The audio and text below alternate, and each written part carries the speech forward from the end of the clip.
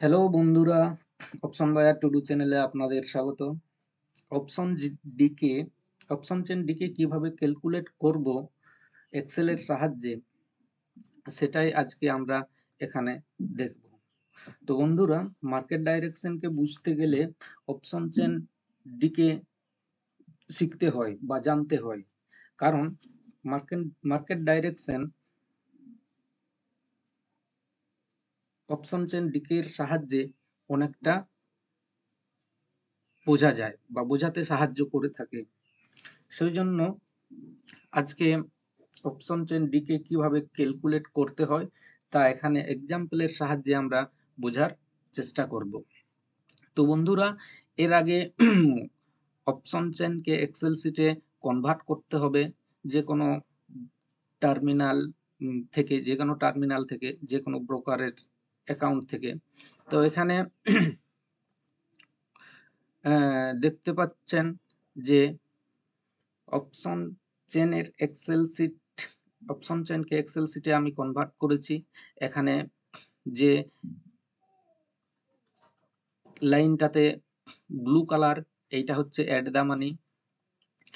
Call সাইডের add the মানির উপরের গুলো হচ্ছে আউট অফ দ্য কল, আর নিচের গুলো হচ্ছে ইন দ্য মানি। পুট সাইডের একই রকম, উপরের গুলো হচ্ছে ইন দ্য মানি, আর নিচের গুলো হচ্ছে আউট অফ দ্য মানি। তো এখানে অপশন ডিকে ক্যালকুলেট করার জন্য এখানে ATM at the money strike প্রাইসটিকে এখানে আমি নিয়ে এসেছি, কপি করেছি। এখানে ফর্মুলা বসানো আছে যে 21,950 N 28, মানে 28 নাম্বার ঘরে যেহেতু আছে, এই যে 28 নাম্বার ঘরে আছে N 28। তো সেই জন্য প্রথমে এর ফর্মুলাটা কি আমরা জেনে নিই, কিরকম ভাবে এই ডিকেটা ক্যালকুলেশন এখানে করা হয়েছে। তো প্রথমে আমরা দেখে নিই কল সাইডে।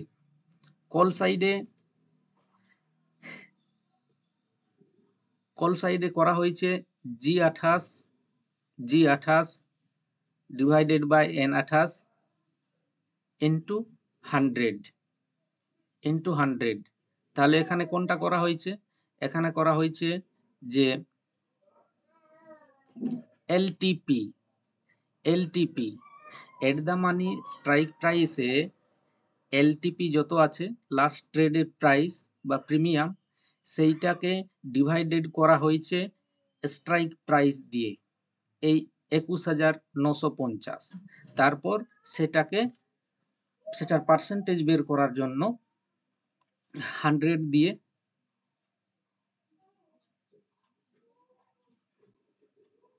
গুণ করা হয়েছে। এরপরে এরপরে এরপরে হচ্ছে কি,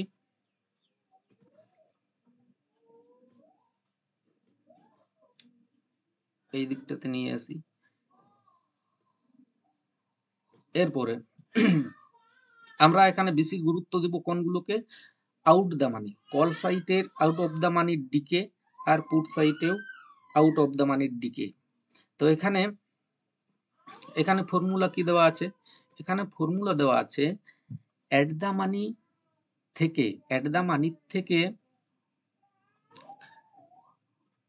পরবর্তী স্ট্রাইক প্রাইস কত দূরে আছে, সেই কত দূরে আছে মানে কত প্রিমিয়াম, সেখান থেকে তার গ্যাপ কত। সেই জন্য এখানে G29 এখানে দেখিয়ে দিচ্ছি। G29 G29 এখানে এখানে আমরা আগে দেখেছি যে 21,950 হচ্ছে এটিএম, আর কল সাইডের আউট অফ দ্য মানি হচ্ছে 22,000, এই 22,000 এখানে। তো 22,000 এখানে আছে 29। তো ওই জি উনত্রিশ মানে হচ্ছে কল সাইডে 22,000 স্ট্রাইক প্রাইসের এলটিপি কে যোগ করা হয়েছে 50 দিয়ে, যেহেতু তাদের দূরত্ব হচ্ছে 50। 21,950 এর পর 22,000, 21,950 এর পর 22,000 হচ্ছে যেহেতু, সেই জন্য 22,000 এলটিপি কে যোগ করা হয়েছে 50 দিয়ে, আর সেটাকে ভাগ করা হচ্ছে এই 22,000 দিয়ে, 22,000 দিয়ে, আর সেটাকে গুণ করা হয়েছে 100 দিয়ে, পার্সেন্টেজ টার্ম এ এটাকে ক্যালকুলেট করার জন্য। তো আবার এখানে দেখতে পাবো যে এরপরে একই রকম ভাবে সেখান থেকে যেখানে G30 এখানে দেখিয়ে দিই, G30 কোনটা, G30 হচ্ছে এখানে 22,050, G30 এই পোর্শনটা, G30 এখানে, G30 49, এখানে যে 49টা দেখতে পাচ্ছি 49, তো এই 49কে এখানে যোগ করা হচ্ছে, 49কে যোগ করা হচ্ছে G30 প্রিমিয়াম, যেখানে আছে এলটিপি, সেখানে last traded price plus 50 by N30, N30 মানে এখানে 22,050 এখানে। একই রকম ভাবে তার পরেরটা হবে 31, G31 প্লাস এখানে G31 plus 50 divided by N31, N31 মানে এই 22,000কে 22,100 ইন্টু 100। একই রকম ভাবে পুট সাইডেও ক্যালকুলেট করতে হবে ডিকেটাকে। এখানেও আছে সেম প্রসেসিং, U28 এখানে, U28 মানে পুট সাইডের এট দা মানি এলটিপি, এইখানে দেখতে পাবো পুট সাইডে এলটিপি, পুট সাইডে এইটা U28 এখানে দেখিয়ে দিই, U28 এখানে, U28 কত নাম্বার, এই 28 নাম্বার U28। তাহলে U28 কে কি করা হচ্ছে,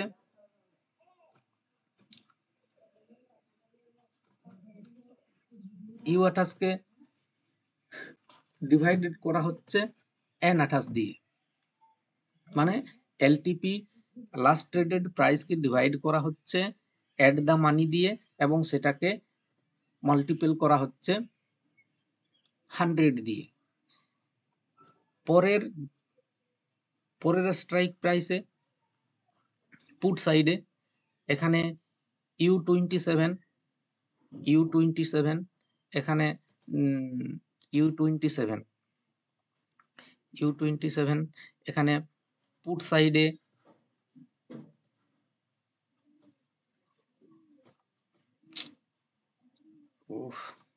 U27 এখানে 27 আমরা দেখতে পাচ্ছি, এখানে যেখানে কারসার আছে এরো চিহ্ন আছে, U27 পুট সাইডের 21,000 এট দা মানির নিচে আউট অফ দা মানি কি আছে 21,900, তাহলে 21,900 এলটিপি, এখানে এই এলটিপি U27 প্লাস 50, এখানে ফর্মুলা বারে দেখতে পাওয়া যাচ্ছে কিরকম ভাবে ক্যালকুলেট করা হয়েছে। তো একই রকম ভাবে যতগুলো নিচে যাবে পরের দিকে সেম একই রকম ভাবে, তখন হবে U26 মানে U27 মানে 21,850 LTP প্লাস 50 ডিভাইডেড বাই এই 21,850 এইরকম ভাবে আমি এখানে করেছি। কল সাইডে 5টা 1 2 3 4 5টা এবং পুট সাইডে আউট অফ দ্য মানি 1 2 3 4 5।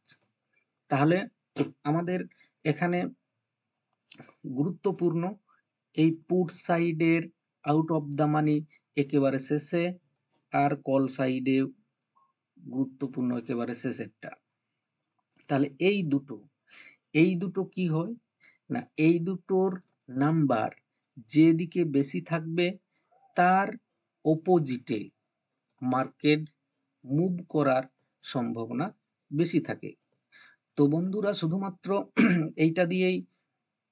শুধুমাত্র এইটাকে বেস করেই যে ট্রেড নেওয়া যাবে এমনটা নয়, এর সাথে আরো অনেকগুলো দেখতে হয়, জানতে হয়, সেইগুলোকে মিক্স করে বুঝতে হবে যে এখান থেকে মার্কেট কোন দিকে যেতে পারে, সেই অনুযায়ী এখানে আমাদেরকে ট্রেড নিতে হবে।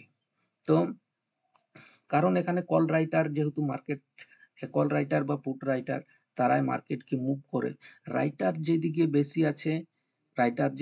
বেশি আছে তারা ডিকে সেই রকম ভাবে ইউজ করার চেষ্টা করবে যাতে রিটেলারদেরকে সব থেকে বেশি লস দেওয়া যায়।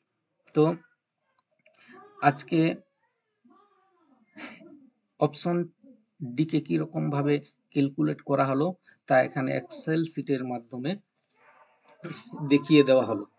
তো বন্ধুরা, ডিকের নাম্বার যেদিকে বেশি হবে, পুট সাইডে যদি ডিকে বেশি হয় তাহলে মার্কেট আপ যাবার সম্ভাবনা বেশি, আবার কল সাইডে ডিকে যদি বেশি হয় তাহলে মার্কেট ডাউন যাওয়ার সম্ভাবনা বেশি থাকে।